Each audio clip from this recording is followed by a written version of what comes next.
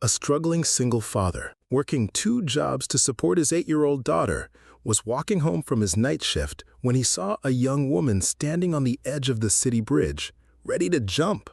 But when he whispered those 2 simple words that stopped her and discovered who she really was, it would completely transform both their lives in ways neither could have imagined.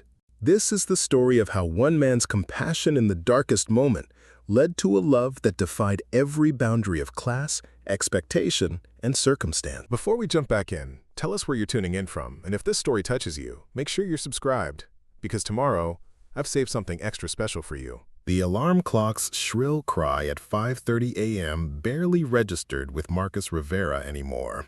At 28, he'd perfected the art of functioning on 3 hours of sleep, moving through his cramped 1-bedroom apartment with practiced silence so he wouldn't wake his 8-year-old daughter, Lily.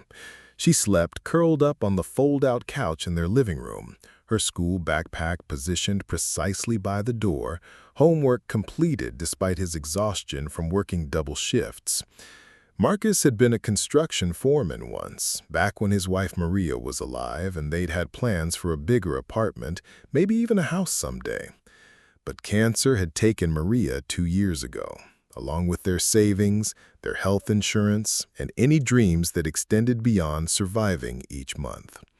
Now he worked the morning shift at the diner on 5th Street and the overnight security job at the downtown office complex, catching sleep in scattered fragments between Lily's school pickup and bedtime stories.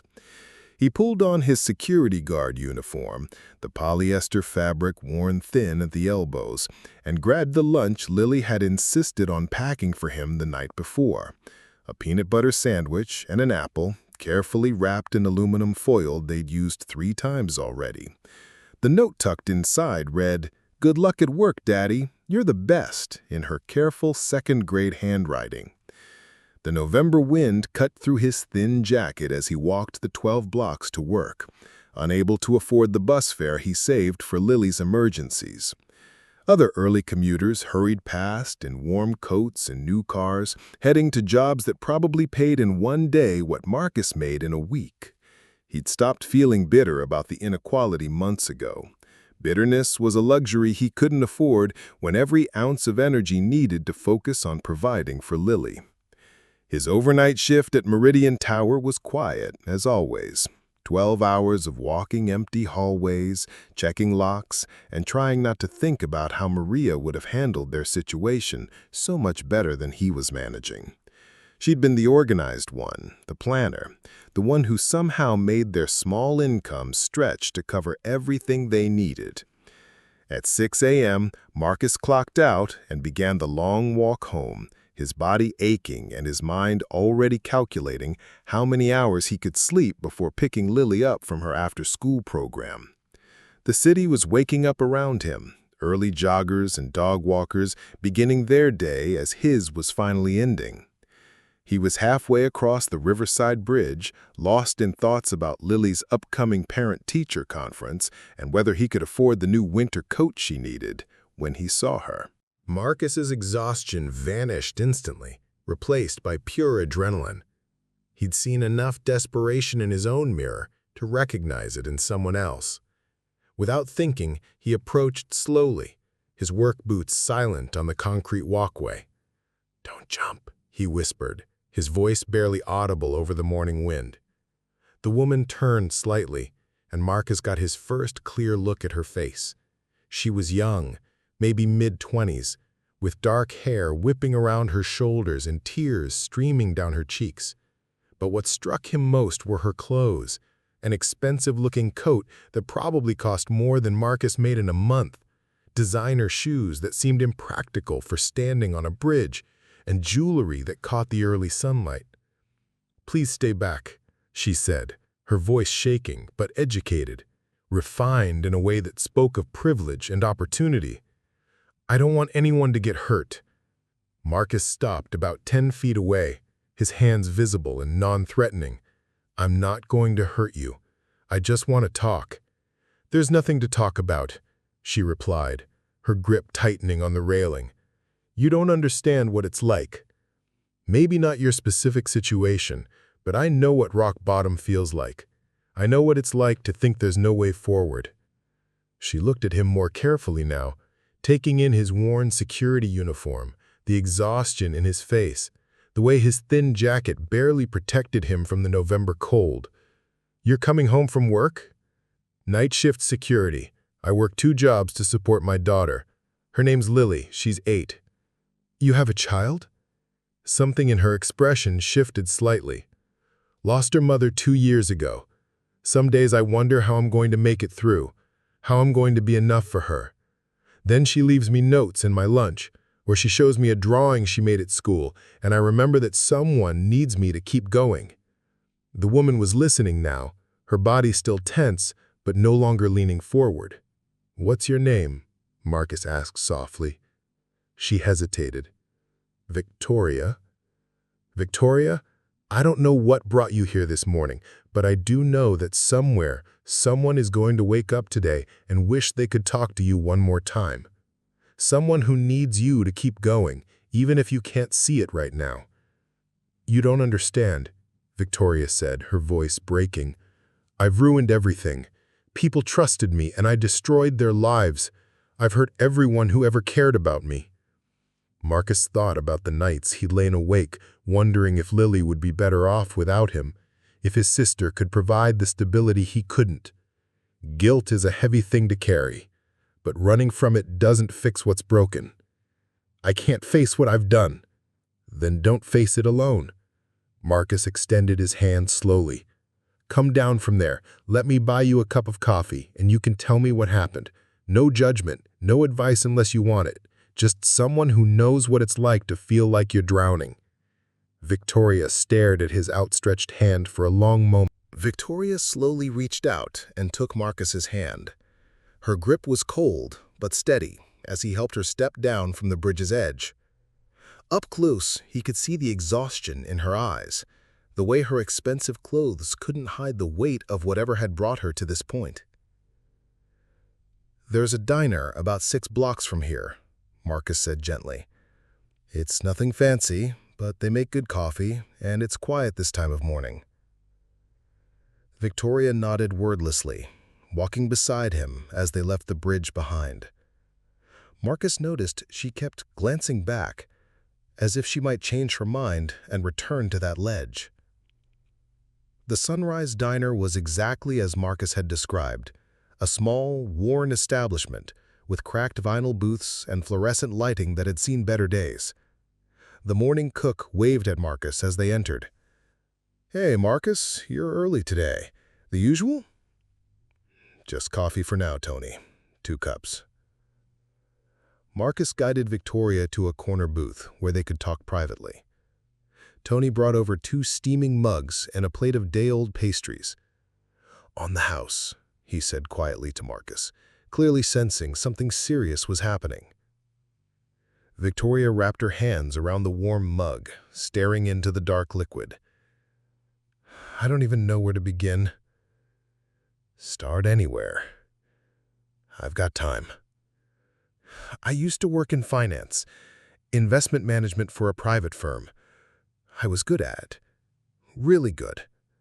I made more money than I knew what to do with, lived in a penthouse apartment, drove a car that cost more than most people make in a year."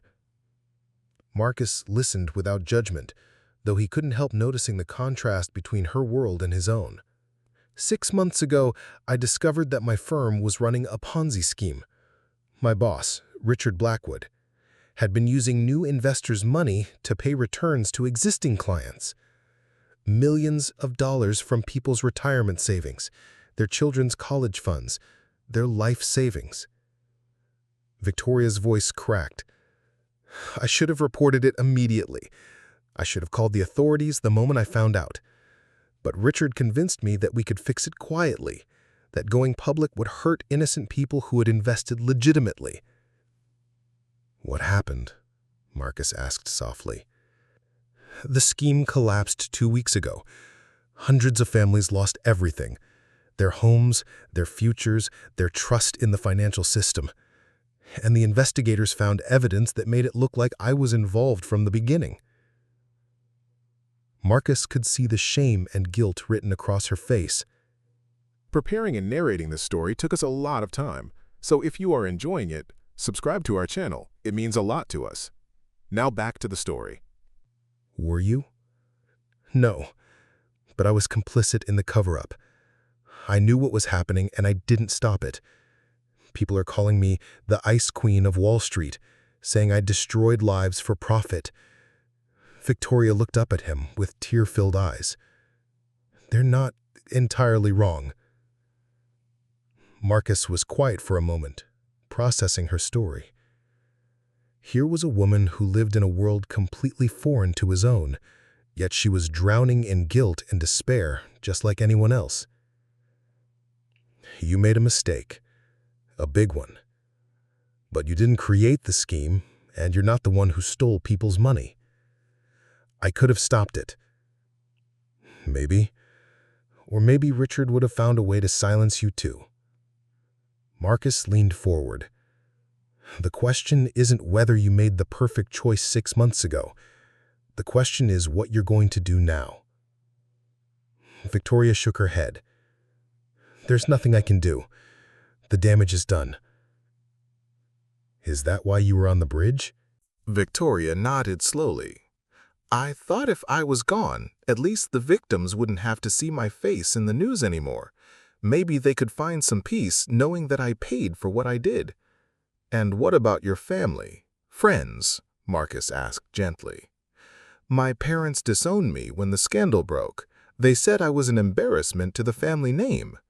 Victoria's voice was hollow. I don't have any real friends, just colleagues who were networking with me for business connections. When everything fell apart, they all disappeared. Marcus watched her carefully, seeing echoes of his own isolation after Maria died. So you were facing this alone? Completely alone. The FBI seized my assets, my apartment, everything. I've been staying in cheap hotels, trying to avoid the media. These are the only decent clothes I have left. Where are you staying now? I checked out this morning. I used the last of my cash to pay for the week. Funny how quickly you can go from having millions to counting quarters for coffee. Marcus felt a familiar pang, the fear of not having enough, of watching resources dwindle with no safety net. What happens next with the investigation? My lawyer says I'll probably face charges as an accessory, maybe 2 to 5 years in prison. Victoria's hands shook as she lifted her coffee cup. But that's not even the worst part. The worst part is knowing that while I'm sitting in a cell, all those families will still be struggling to rebuild their lives because of choices I made. Have you tried to help them, to make amends? How? I lost everything too. I can't give them their money back. Victoria's eyes filled with fresh tears. There's a retired teacher named Mrs. Rodriguez who lost her entire pension. She's 68 years old and has to go back to work at a grocery store. There's a young couple who lost their house and are living in their car with 2 small children. Marcus could hear the genuine pain in her voice. Whatever mistake she'd made, her guilt was real and consuming. The media makes me out to be this heartless monster who was living lavishly while people suffered. They don't know that I haven't slept through the night in 6 months, that I see their faces every time I close my eyes. You're not a monster, Marcus said quietly. You're someone who made a terrible choice in an impossible situation, and now you're drowning in the consequences. Victoria looked at him with surprise. How can you say that? You don't even know me. Because monsters don't stand on bridges wrestling with guilt. They don't lose sleep over other people's pain. Marcus leaned forward. You made a mistake, but you're not evil. There's a difference. For the first time since he'd met her, Victoria's expression softened slightly. Why are you being so kind to a stranger, especially one whose problems are so far removed from your own? Marcus thought about Lily, about the nights he'd felt like giving up. Because everyone deserves someone who believes they can find their way back from the dark. Over the next 3 weeks, something unexpected happened. Victoria started meeting Marcus at the diner every morning after his night shift. What began as crisis intervention had evolved into something neither of them had anticipated: genuine friendship. Victoria insisted on paying for their coffee, using what little money she had left. "It's the least I can do," she said when Marcus protested. "You saved my life. Let me buy you coffee." Their conversations ranged from the profound to the mundane. Victoria learned that Marcus had been a construction foreman before Maria's illness, that he'd given up his career to care for her during her final months. Marcus discovered that Victoria had grown up in Connecticut, the daughter of a federal judge and a surgeon, expected to excel at everything she touched.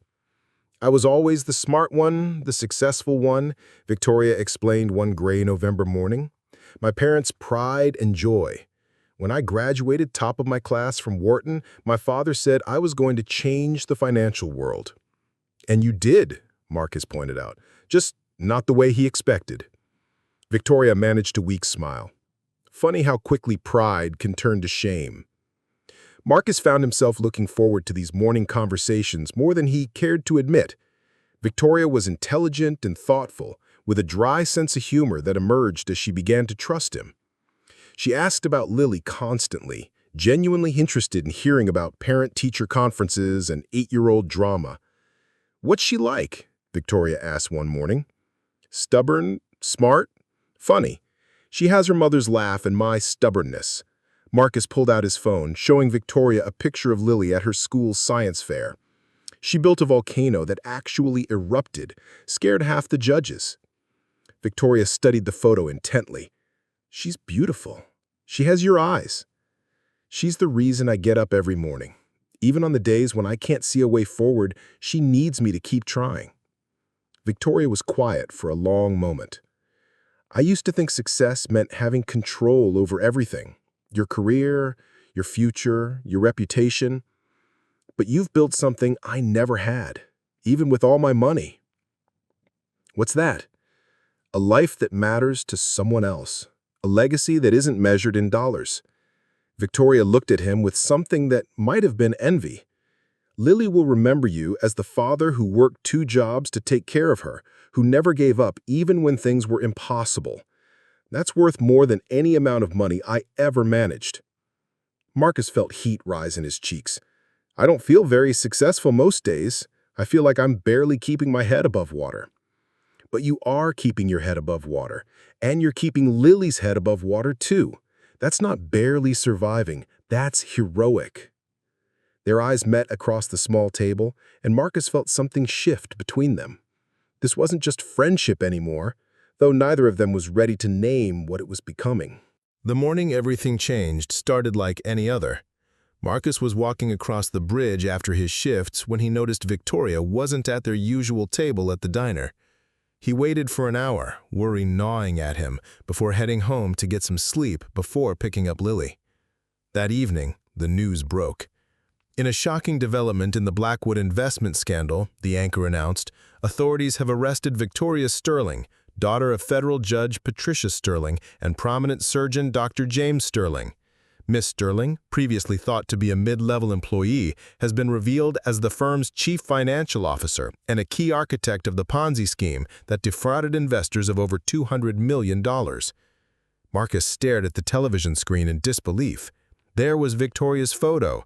Not the broken woman he'd been meeting for coffee, but a polished professional headshot showing her in an expensive suit, smiling confidently at the camera. The reporter continued. FBI sources indicate that Miss Sterling lived in a $2.3 million penthouse and drove luxury vehicles while investors lost their life savings. She was arrested this morning at a downtown hotel. Marcus felt the world tilt. Chief financial officer, $200 million.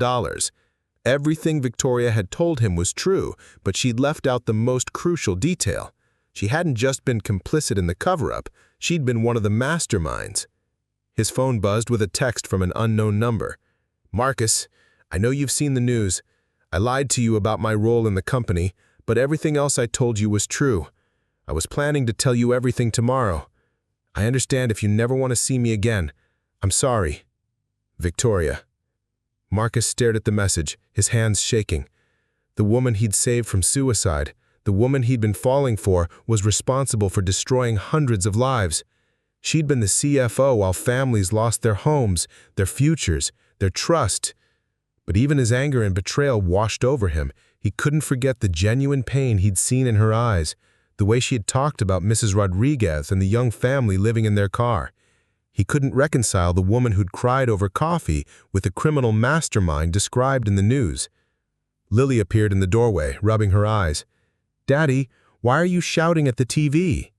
Marcus realized he'd been cursing under his breath. "Sorry, sweetheart, just upset about something I saw on the news." "Is it about the sad lady you've been having coffee with?" Marcus looked at his daughter in surprise. "How do you know about that?" "You've been happier in the mornings, and you smell like the diner instead of just tired." Lily climbed into his lap. "Is she in trouble?"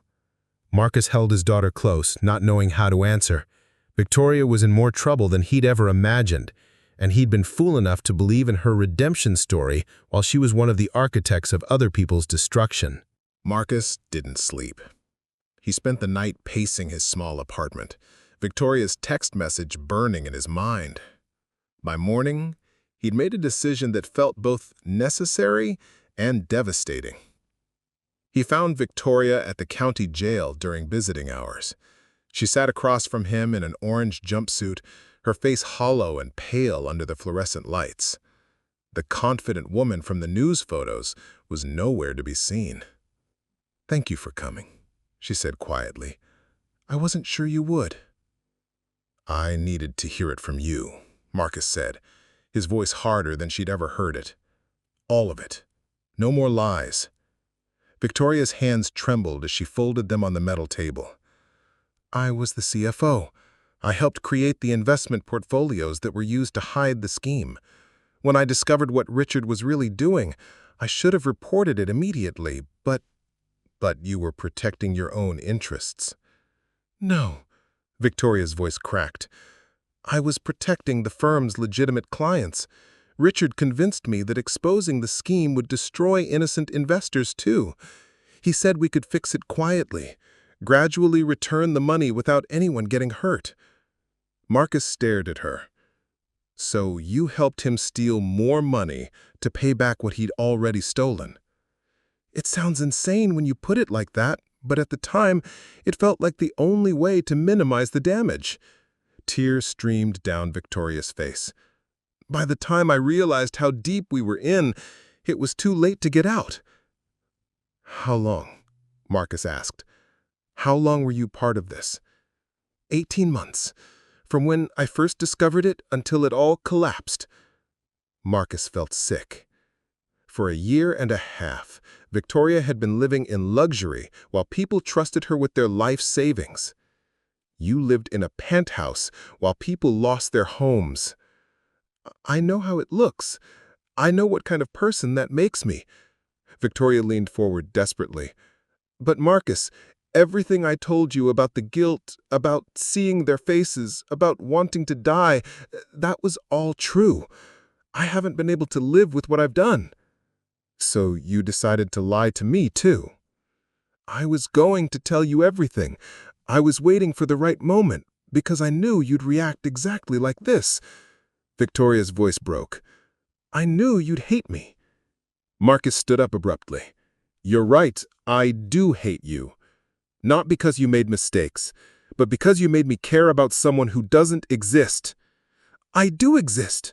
The woman you've been having coffee with, the woman who cares about your daughter, who thinks you're the strongest person she's ever met, that's me too." "No," Marcus said firmly. "That woman was a character you created to make yourself feel better. The real you is someone who spent 18 months stealing from families like mine while living like a queen." Victoria reached across the table as if to touch his hand, but Marcus pulled away. "Please don't do this. You're the only good thing that's happened to me in years."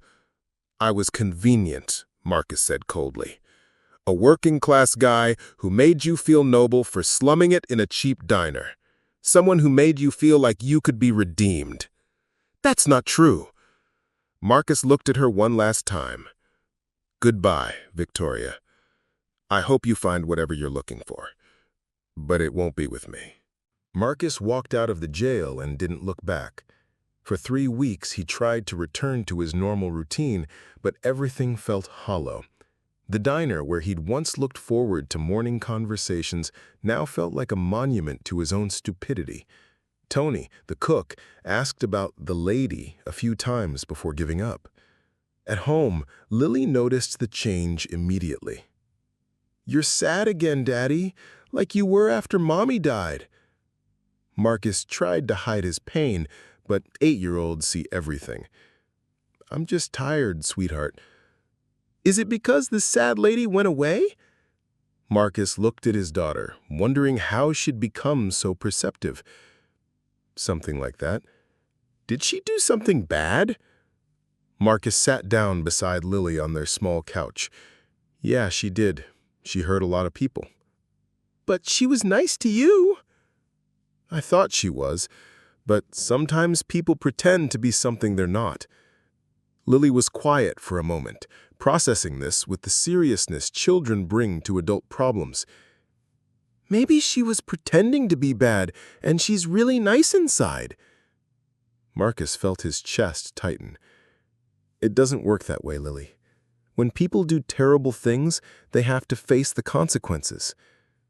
But his daughter's words echoed in his mind over the following days.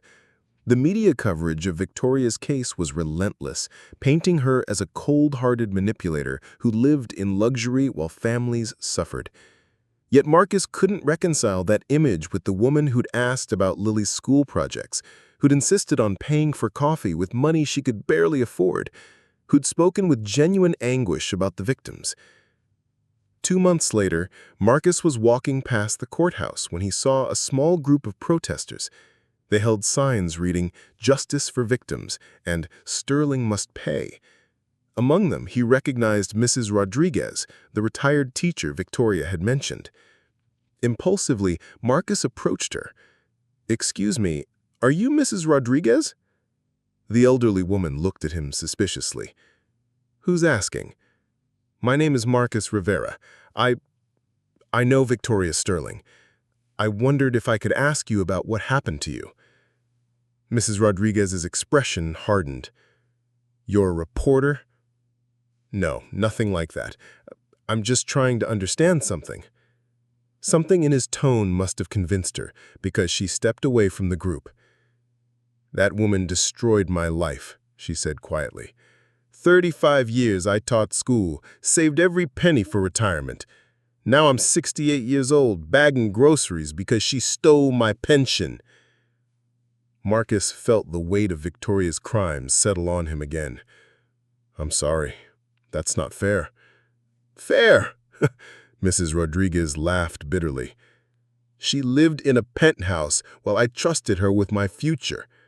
The worst part isn't even the money. It's knowing that someone I trusted looked at me and saw a mark, not a person." As Marcus walked away, he realized this was what he couldn't forgive Victoria for.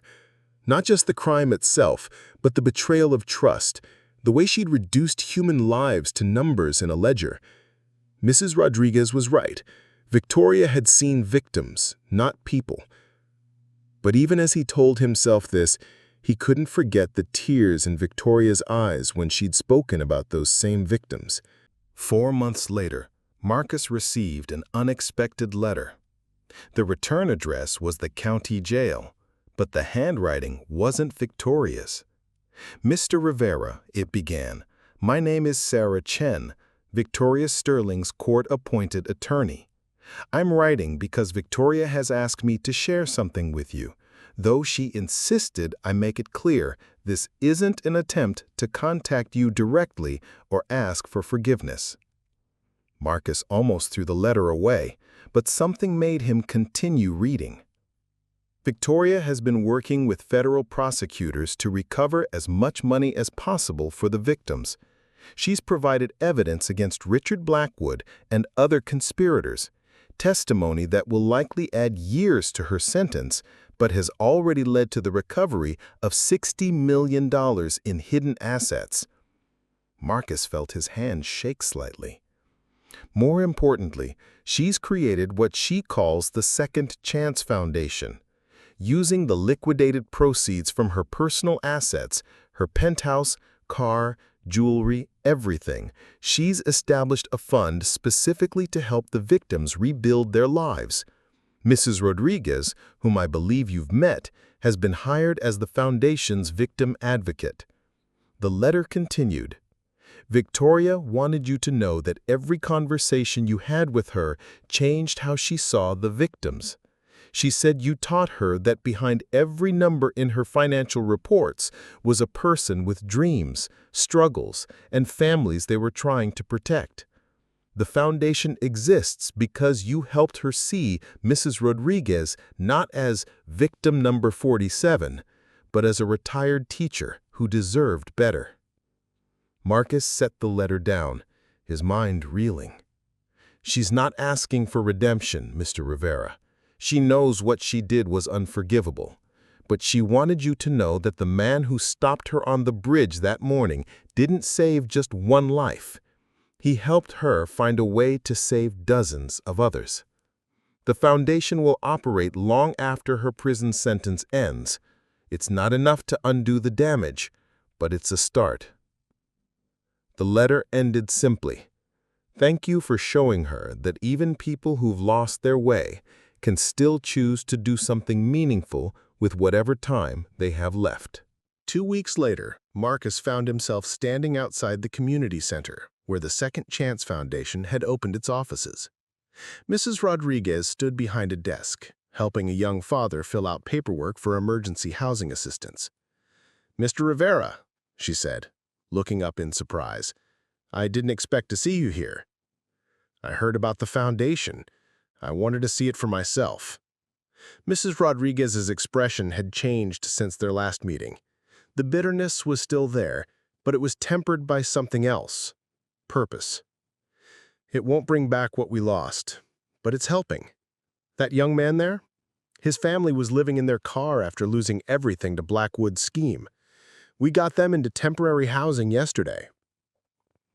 Marcus watched as she handed the man a folder of resources, her movements efficient but kind.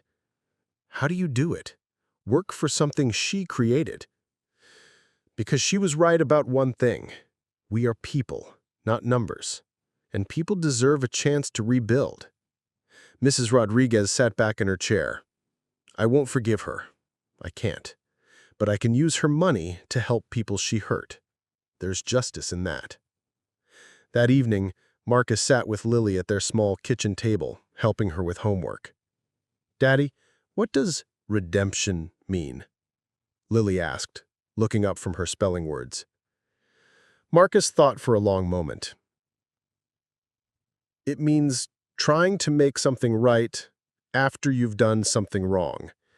But it doesn't mean everything goes back to the way it was before. Like when I broke Mrs. Patterson's window and did extra chores to pay for it. Something like that, but bigger." 6 months later, Marcus received a postcard with no return address. The front showed a simple drawing of a bridge at sunrise. On the back, in Victoria's careful handwriting, "Thank you for teaching me that some bridges are for crossing, not jumping from." The foundation helped 247 families rebuild this year. It's not forgiveness, but it's hope. Marcus tucked the postcard into his wallet next to Lily's school photo. Sometimes, redemption wasn't about forgiveness or happy endings. Sometimes it was simply about finding a way to build something meaningful from the wreckage of your worst mistakes. And sometimes, the most important thing you could do was teach someone that even in their darkest moment, they still had a choice about what came next. Up next, you've got 2 more standout stories right on your screen. If this one hit the mark, you won't want to pass these up. Just click and check them out. And don't forget to subscribe and turn on the notification bell so you don't miss any upload from us.